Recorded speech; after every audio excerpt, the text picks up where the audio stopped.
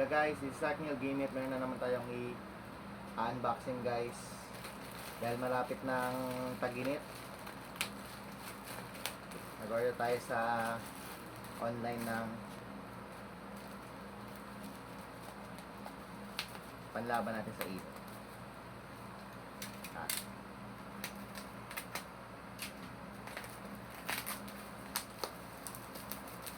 Yan. At ito ang Jisoo Life, the world's #1 portable fan brand, Jisoo Life.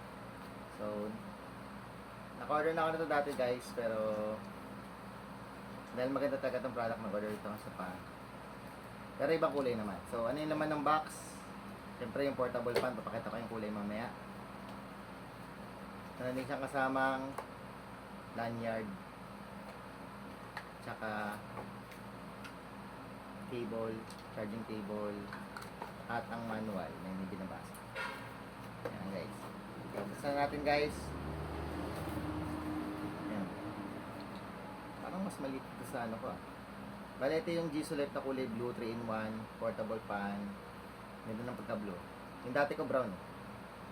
So, paano ba siya gamitin? Ayan. Ayan, pwede siyang 3 speeds. Ay, 2 speeds lang pala to. 2 speeds lang kapag yung 2000 mAh. Tapos, pwede rin siyang power bank. Ito yung ano niya, pang USB adapter. Tapos, dito ka magcha-charge. Ito yung power button. So, maliban sa fan, pwede rin siyang flashlight guys. Kaya ako ito binili. Kasi ginagamit ko rin siya as flashlight. Yan. Naman lang malakas yan guys. Kaya maganda dito, matagal yung battery. So, nagamit ko siya sa trabaho. Pag nakikita ka na sa trabaho mo, pwede mo rin siyang gamitin. So, pwede mo rin siyang hawakan habang ginagamit.